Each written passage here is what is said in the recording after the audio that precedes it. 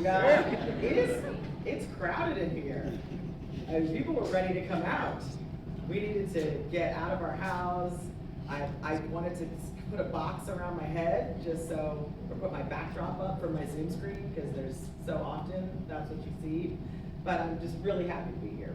So I'm going to tell you a little bit about what's happening at AIA, and then probably a little bit more about how I got to where I am, and we could go from there. But I really am just eager to get right to the question and answer part because that's my favorite part of talking to students. It has been a long and eventful 2.5 years, hasn't it? And we have learned a lot. We've learned from each other. We've all experienced loss, tragedy, adjusting to the environment and the workplace that we're in. Students, right? How often did you think you would miss going to school and being in a classroom versus taking class on a computer screen? There's so much that we have had to adjust to in life. But through all of it, as a culture, we have grown more comfortable embracing change and articulating how to achieve a more equitable and sustainable world. We have a deeper understanding of the importance and the power of diversity, inclusion, and fostering a culture of belonging. Here's something else the last 2.5 years taught us. The talent and perspective of everyone, without regard to race, gender, or socioeconomic status, will be required to successfully address the challenges ahead, with equity and sustainability at the top of the list, which is why it's at the top of AIA's goals. In the years ahead, each of your experiences and perspectives will be important to the profession as we work together to advance effective and lasting solutions to the climate crisis, ensuring greater economic opportunity and promoting equity. The fact is, we must all find a way to do nothing less than to imagine what our best world could look like a year, a decade, or a century from now. That could seem overwhelming, but not for this profession. This profession is known and admired for pushing the limits of science and ingenuity. You have made the decision to join a long line of thinkers, dreamers, artists, and designers. This profession, your profession, is respected because it fuses science and art to create spaces and places that inspire, empower, and nurture.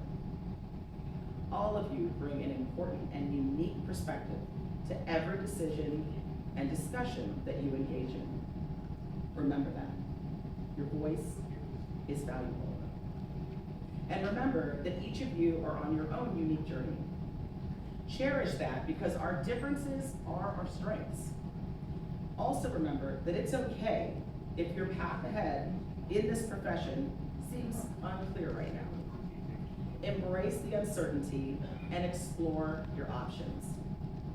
A quote by Gwendolyn Brooks, the first Black author to win the Pulitzer Prize, comes to mind. Do not desire to fit in, desire to oblige yourself to lead. The fact is, today and in the future, there will always be a need for many types of architects, because there will always be a need for all facets of the unique leadership skills that is design thinking. What is important isn't that we're all on the same path, but that we are focused on achieving the same future, a more equitable and sustainable built world through the power of design. I encourage you to keep that in mind as you network, listen, and enjoy this Grassroots experience over the next few days. I am convinced that history will judge us not by the wealth we create or how advanced our technology is, but instead how well we lead efforts to eradicate inequity, secure a more sustainable future, and nurture individual and community health. Now is the time for urgent and decisive action on these issues, and architects must be at the forefront of leading this change.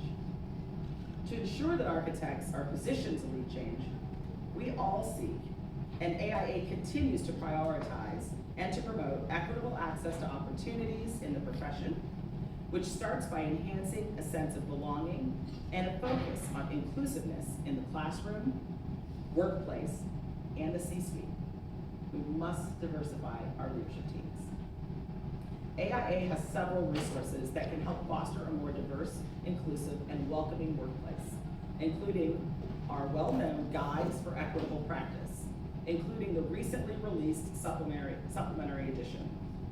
There's also an upcoming Women's Leadership Summit that will be held this September in San Jose, California. I highly recommend everybody attend, not just women. Leadership education resources that are designed to help you and meet the ever-changing needs of the workplace. In addition, AIA is focused on broadening support for businesses that are owned and operated by historically underrepresented communities, including women, racially and ethnically diverse business owners. And also a part of our commitment to sustainability, we are working to strengthen workforce training for new sustainable building technologies and practices. And AIA is also advocating for long overdue student debt relief. The decision to pursue a degree and to make a career in architecture should be determined by a passion to make the built world better, not personal economic circumstances and background. You can find more information on how to access all of our resources on AIA.org, so please visit our website, and of course you can get involved in our advocacy efforts. The unifying thread for all that I mentioned, and everything else AIA works on, is to ensure that the profession of architecture thrives in the years ahead. And for the profession to thrive in the years ahead, we must lead a diverse, inclusive environment and focus on making the built world and the fight against built world an asset and the fight against worsening climate crisis.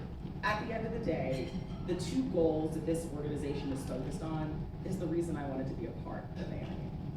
And so I wanted to come here to talk to you about that path and what I've heard from other students and how important it is to raise your voice and let people know what you need and how we can keep you and retain you in this profession.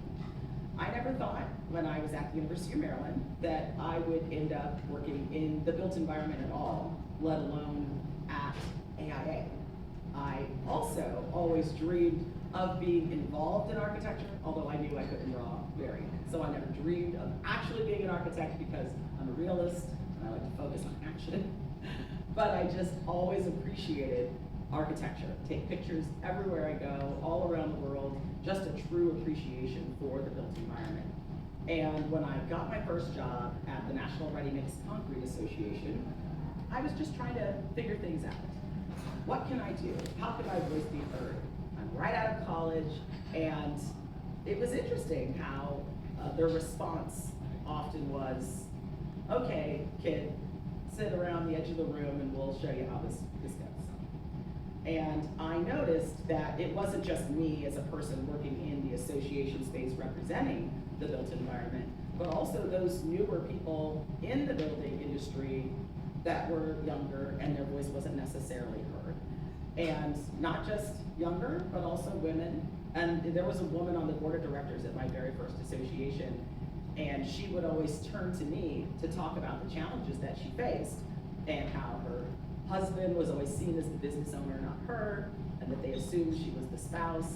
And I kept thinking, but you own this company, like how is that? And I love the mindset that at least I had when I was younger, sort of, well, of course we could just fix this, right? We could just fix everything.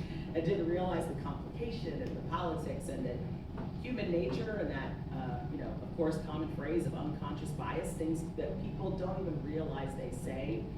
But I knew early on that I wanted to impact change. And so, although I stayed in that association and I moved on to others, I was always aware of the voices that were less likely to be heard. And I always tried to make it a priority to speak up or encourage them to speak up, whether we were in a group of a committee meeting or a council or of the board. we need another voice in this room. We need to hear from the people that are missing. And so I've stayed in this space and I've had, a great experience. I've met amazing champions. I will always encourage each and every one of you to find someone, whether it's at your school or if it's outside or if it's at an architecture firm that you have a chance to intern at.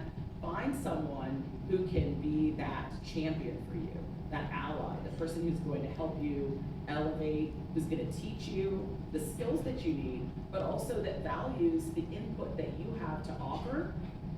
Don't sit back and say that your opinion doesn't matter, because it does. And it is so clear and so evident that, especially as technology is influencing all professions, not just this one, that we need to have your perspective, your ideas shared, and your guidance so that we can continue to see an architecture profession 10, 20, 50 years from now continuing to flourish, because we can easily adapt. And I know that with all of you here and eager to be in the room and to make your voice heard and to participate and learn, that we are going to continue to elevate. I had the opportunity to speak at Princeton University, and they had a very diverse group of students who gave some really great feedback on what they needed to see from AIA. When I asked the question, what can we offer you? And we are taking that input and trying to see how we can create the tools and resources that will help you as you are finishing your career, your student career, and going into your professional career. Because the one big takeaway from that meeting and those 4 hours of discussion I think we had was that they said, I want to be connected to an architect that looks like me. That's not necessarily here at my school or in my city.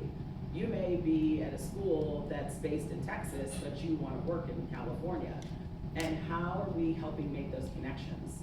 So we're going to continue to stay connected to AIAS and see what tools that we can help work together on. And of course, it's so important for us to have our alliance partners so that we're always looking at different ways to create resources that will help you succeed while you're in school and help you see a path to licensure that works for you and keeps you involved within our space. So I'm going to stop there, if that's okay, because I'd really like to answer some questions or just get a feel for the room.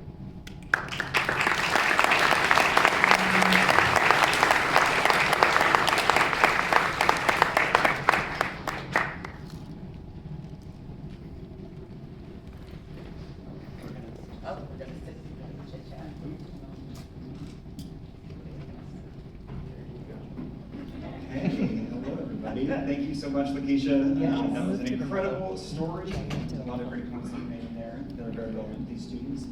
So we have a mic, I believe, out in the audience, so we'll take questions from y'all. I'm actually going to hand this mic to Tristan because I think it's an issue when we have both these mics close together.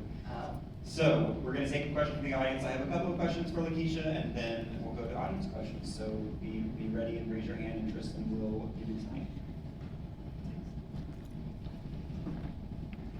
Right. Well, thank you very much, and that was a really great discussion.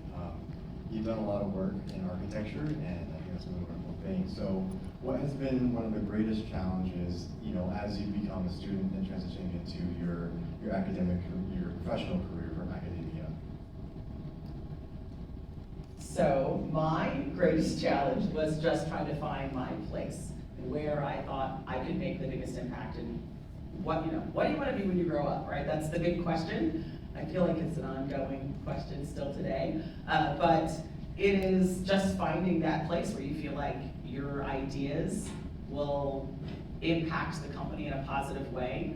I'm a very numbers-focused person, so I've always looked at places where I knew I could see the impact that I make, and I'm driving success to the bottom line.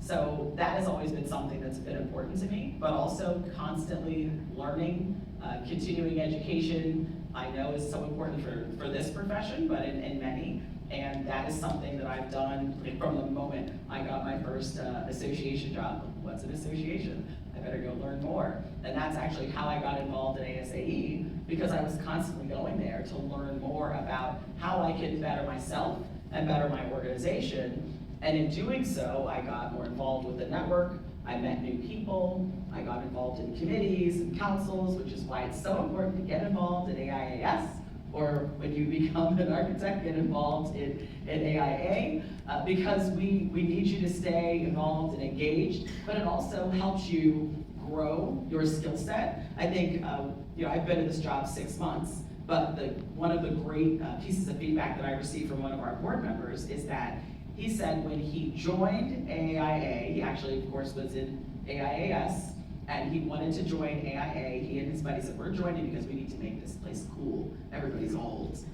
And he goes, but now I'm old. I'm like, okay. Because, but the great thing is that my business is far more successful because of my participation in AIA. I learned so much, and that way it's helped me make advances in my firm, and in turn, he has said he's 6 times more profitable than he was when he first engaged in AIA.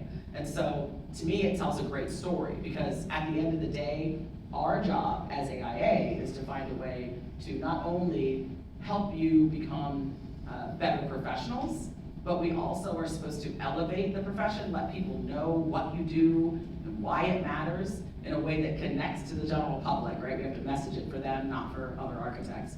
But we also need to continue to work to advance the pay equity that we need to see in this space, and that will always be a big mission for me. Like, people will do more if they're making more money.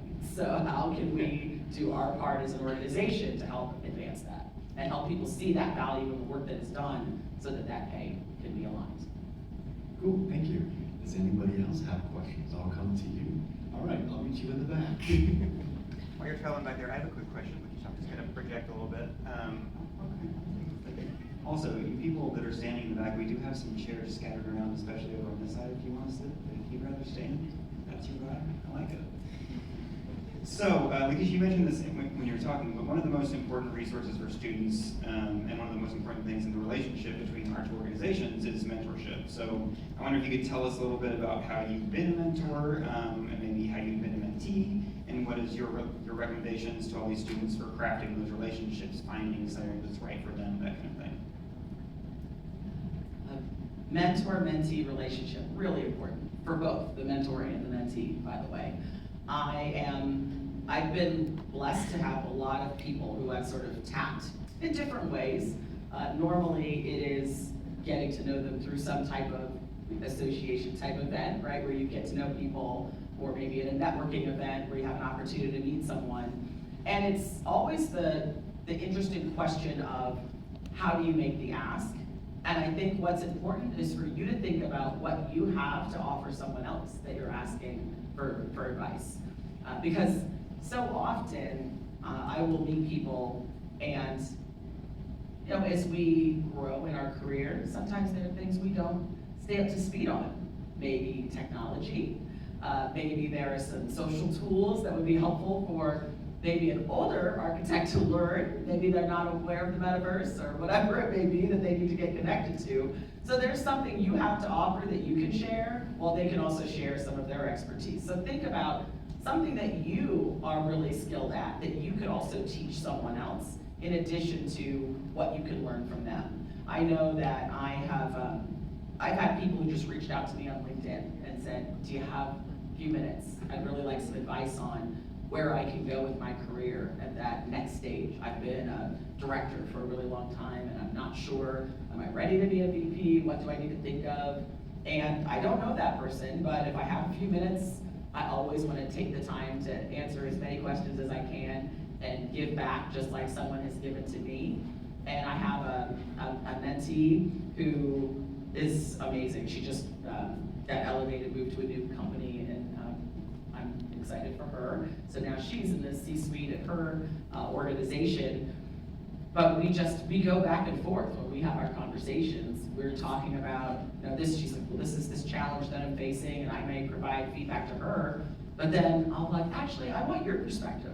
Is if you were, you're an employee of this organization, as a CEO, if I'm thinking about making this decision, how do you think it's best to get buy-in from other people on staff? And so she'll give feedback that has been helpful in making changes, at least at my previous organization. So your voice is valuable, I will say it all the time, and you just need to recognize that you have ideas that you can share, just as others can give to you. Hi, can you, hi, Lakisha. My name is Alexis. I go to Prairie View A&M University. I'm in my master's program right now. As you are, I want to say just starting midway into your VP, with your experience, what was kind of that pivotal moment where you felt that my voice mattered in this space? Like, where was it that clicked where you were like, I need to be more active in these areas so that they can see me and see the people that come after me, or those that look like me come after me? So as I was growing in my career, I would say that moment was when I started at the National Association of Home Builders.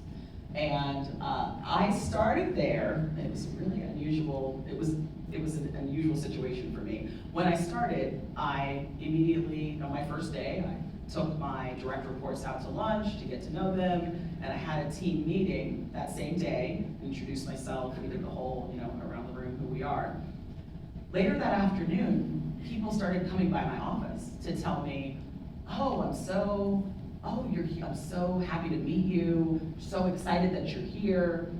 And I said, wait, did I miss somebody on my team? Oh, it's so great to meet you, and what's your name? Oh, I'm not in your department, I'm in IT, or there were people that came by my office all week, greeting me to say how happy they were that I was there. And it was different than your normal, hi, I'm here to greet you, because you walk around the office and you meet people and you just introduce yourself. Everybody who came to my office was a woman or a person of color. And they were excited to see me as a new VP because I was the first VP in the history of the company to be a person of color. And the company's 75 years old, and not a single VP at all. No, this means that there's hope for us. And it really kind of reinforced to me how important it was to, one, do good at my job, but there will be another one, right? But also to ensure that I was looking at the people that were the leadership for my team, and who else was in the leadership at the organization, and what could I do to influence change? And no, not everything I said was something they wanted to hear, but if you don't say something, you can't really move that needle. And eventually, people, they realize it, they'll recognize, you're right, we probably should. Oh, you're considering 2 people for this role? Oh, you've got another VP role? Are they both equally qualified? So let's talk about another question, like what else makes them unique that would be a great voice? And again, I'm a numbers girl, the data doesn't lie. Companies that have a more diverse leadership team are more profitable and more innovative. So it's not just the right thing to do, it's the profitable thing to do. So I always remind people of that. You've got to have diversity in your leadership because it's going to make you more money. Thank you so much. Thank you, Alexis.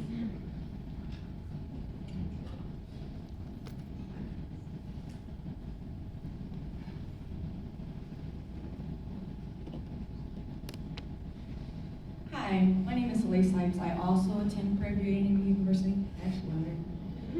But my question to you is, I wanted to ask if there was one thing that you could change about AIA as a whole, what would it be? Wait, can you say that one more time? If you could change one thing about AIA, what would it be? 6 months in, if I could change one thing. I haven't changed anything, have I, Dan? Changed a lot. They're like, oh my God, you're changing everything so fast. Well, I don't know, I feel like I've changed quite a bit, but what's left? That's a tricky question. I mean, first of all, the organization has been around 165 years. It didn't get here without really great, impressive work that has happened throughout all these years. So I think that's something that it has to be recognized. There are changes that we're making, but it's really to align and adapt our organization to meet the needs of this bold strategic plan that our leadership has put in place. And what I find interesting is, as I'm recruiting we've created some new positions, so that's a thing I've changed, because I think we have to focus on telling your story. And so we needed to have a senior VP of marketing and communications, because we want somebody who's purely focused on having that team tell the story of architecture, again, in a way that's gonna connect to the audience that we're trying to reach, to celebrate and elevate our diverse voices that are in this space, because I absolutely believe the message that if you can see it, you can be it. And if we are not showing everyone around the world that there are architects that are from all walks of life, but we need to show not just who they are, but what they've designed. Have you ever Googled like women in architecture? Or if you find anything, it's, well, first of all, don't click on images. It's like images from the 60s, like Mad Men commercials. But that we don't really tell the story or show the beautiful work that has been designed. And so we want to tell all of those stories, and that's what we're really gonna focus on. I think that's a priority. I believe it's a priority because that's what I've heard from all the members who've been telling me, you've gotta tell our story, you've gotta tell people why we're important. You all wanna change the world, and you really do. It's exciting to work for architects because you're so passionate. And so many people on staff love working for architects because you're so passionate. We want people to know what that passion's all about. We just have to tell it in smaller snippets. Let's take that 3-hour documentary and let's turn it into a 60-second TikTok video. So if you can help me with that, would love it. And I will always say to you, please do more to showcase the good parts of being an architecture student, because I was searching for it desperately on social, and I'm not really finding the story that I need. Like long, like hours of just video of you at your desk looking at color swatches, which is important. I mean, but let's get to the meat of it. So we really need to sell this profession. We want people to know how great it is. And so I think telling the story is important, getting the right people on the team so that we can focus on those key issues. That's what I'm changing. I've got to focus on the things I can control. There are things I can't control. I'd like to change some of those, but I recognize what I can and cannot control, and I've got to focus on those main issues. Thank you so much. I saw a hand over there in the front. Yeah, I'll give Kristen some time to walk. Well, first of all, if you'd like to see a good part about being an architecture student, I mean, here we are at Grassroots together, am I right? But yeah, you're definitely right. And we're talking a lot about architecture school. I mean, American Institute of Architects, American Institute of Architecture students.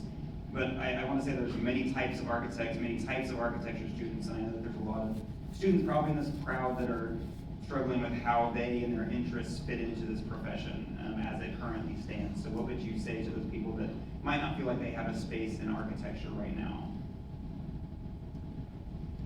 I would absolutely say that you need to listen to your heart. Spend a lot of time at work. Whatever path you choose, make sure it's one that you want to do. I always say I need to like the people that I work with because I spend more time with the people I work with than my own family. And you wanna enjoy what you do. Now, there's no job that's perfect. There's gonna be bad days and good days. There's gonna be some wrong work that you don't like, and then there's gonna be some amazing work that you're just thrilled with. You've gotta find that balance. But as you're going through school, and that's why it's important to talk to other people that are already in the profession. You may find that you want to go down a path that doesn't require licensure. You just want to get your degree, but you want to do a different type of work. There is nothing wrong with that. There are many amazing people out there. There are many amazing architects that work on our team. So there are different paths for everyone, but you have to seek inside yourself, what's the work that you enjoy? What type of work do you enjoy doing? And then look more into it and follow that path. But also know that you may go down a road and realize years from now, oh, I don't want to go this way. Don't be afraid to change your path, because that's how great people learn and grow. And I still think of all the people who made these major career changes. Who's in a, why am I, my mind is going to like all these people that like made huge success at like 50 or 60 years old. Like, ooh, I still got time. No.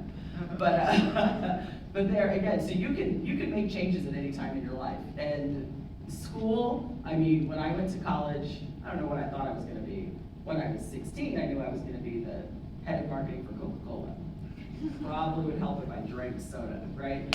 But we all have our different path, right? We change it, we figure it out. So look at what you want to do, look at what you enjoy doing, talk to people who are doing what you think is where you want to go, and then don't be afraid to change direction if you need to. Hi, my name is Caitlin Gerard, and I am from SUNY Alfred State College in upstate New York. And my question for you is AIA currently working to create any governmental policies or literature that creates environmental standards for minimums to be carried across, similar to the IBC? So looking to create well and LEED type programs into requirements that building professionals are required to use, and then also how do we make that equitable so we're not raising prices to a point where clients cannot pay for them?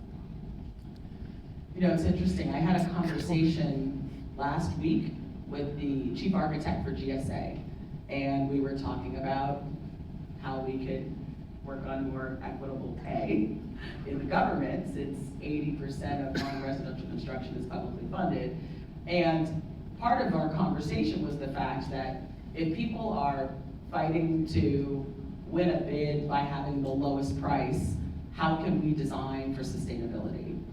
So we at AIA are very focused on providing tools and measures and research to help with, LEED, well, all of the qualifications. We have AIA.org/resilience or sustainability. I'm looking at Renee. Resilience, okay, I was right. You can find all of the tools that we offer on our website, and we can get you the direct answer to what we're creating. But I know that for us, we partner with organizations so that we can work with have our architects work directly with them. But we don't necessarily we're not creating code. We don't create a certification. We have certificates, and we have over 30,000 courses that you can take on AIAU, many of which are around sustainability and resilience. But that's where we focus our effort in education and making sure that you continue to build your knowledge so that you're more effective in your role. We have time for one more. Back there. Sorry, Kristen, that's far away. You're good. That's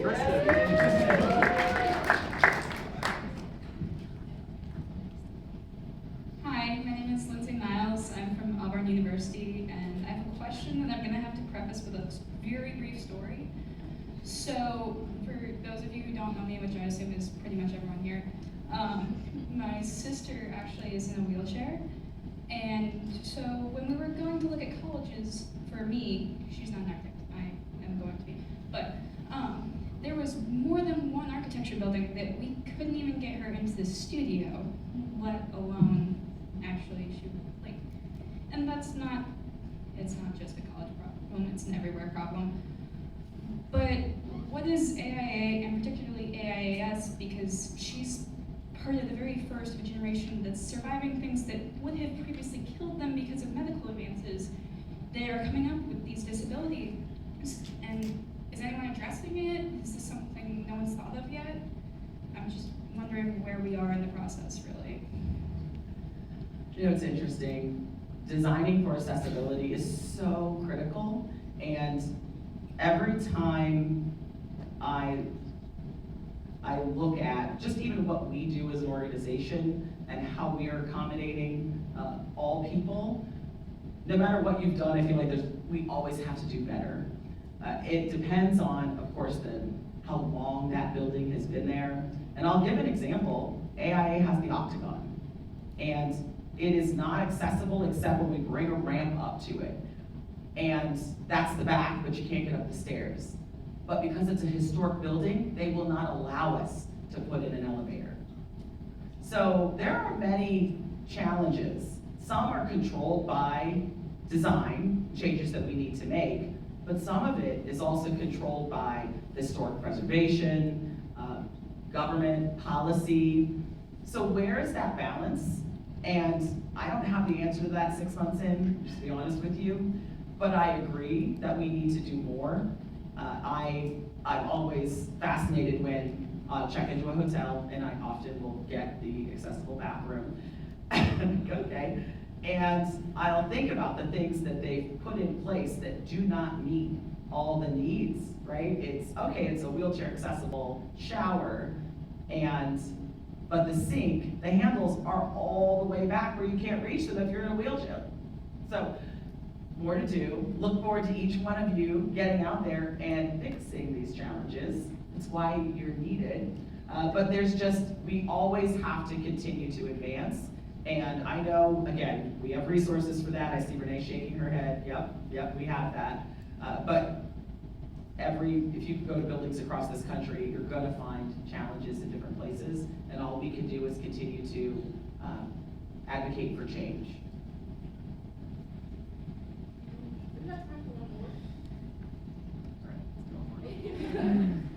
I really want to get this out. During your speech, I heard you say the word voice a lot. And accompanied with that, I heard you say advocate for change and equity. And the question I have for you is, in your place now, what advice would you give to students or anyone like coming up? How do you find your voice? And then in finding your voice, how do you put yourself out there? And then when you put yourself out there, how do you make a stand and a change? That is a loaded question. How do you find your voice? How do you make your voice heard? How do you advocate for change? If that's your part in life. If that's your part in life. Yeah. Well, everyone will in their own time. I will start with that. I have found that to make your voice heard, you have to be willing to hear no, or you have to be willing to not be heard or listened to, and to basically take it with a grain of salt, keep going and keep trying. So determination is very important when you're trying to elevate your voice. I say it so often because it was work to have my voice be heard. I work in the built environment. This room is so fantastic to see, because when I started in my career, this is not what a room would look like. But to me, as I look around this room, the future is bright because of all the different faces in this room, because of all the topics that you're bringing up that are so important for us to address. But we have to speak up when we're young, and we have to also realize that if someone slaps us down or doesn't listen, that we don't give up, and that you always continue to find new ways to push your message. And sometimes it's just not the time. It's not the right time. And I also told myself a lot that sometimes you have to face a challenge so that you can learn from it and you can teach others so that they don't have to face that challenge in the future. So sometimes we are all called to have a burden so you can share that story and someone else doesn't have to experience it, or they're prepared for it when they do. But this is a profession that is eager to make change in the right way. And everybody, at least that I've come across, I always have to put that preface, all the architects that I have met have been kind and really passionate and eager to see equity in the workplace, to see diverse faces in leadership, to see multiple voices be heard. I sat with the large firm roundtable, the CEOs from all these big firms, and they said, well, you've told us that there are 500 and some African-American female licensed architects. So how do I hire all of them, and can you get me some more? It's like, I want diverse leaders, but that number's not even big enough to meet my need. Can you please get us some more diverse leaders? We're working on it. Everybody stay in school. It's, so there's a need, there's an interest that wants to have everyone at the table. And so I just say, continue to persevere, continue to push through, and don't give up, don't get defeated, and just think about what was that learning moment that came from this experience. And sometimes they may just listen right now, and you'll get exactly what you need. But you just have to continue and then share with somebody else so that they can learn from your experience. And I also should probably mention that I have a book. And a lot of these questions you're asking, sans the specific to architecture, because I wrote it before I got this job, are covered there. Having how to make your voice be heard, stories from other people who just ran into challenges as female leaders or trying to be female leaders, biases in the workplace and how to overcome them, establishing your presence on video or in person, and learning how to elevate yourself. So for me, it's about always making sure that you get people to understand what you have to contribute. And so, never get the coffee, Empowering Through Leadership. You can download it on Amazon. You good?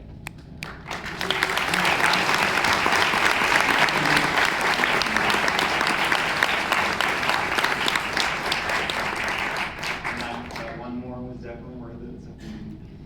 Yes, thank you, Lakisha. Incredible. All of it was incredible. Like you said, I was excited to get to the Q&A too. We had some great answers to the questions, and thank you all that asked questions. I'm sure that Lakisha would love to hear from students just as much as we do. So reach out to the AIA, get in touch with them, get in touch with your local component, get involved, and make sure you stay involved even after you leave school. But thank you again, Lakisha, and we'll see you hopefully around the conference. Yes. Thank you.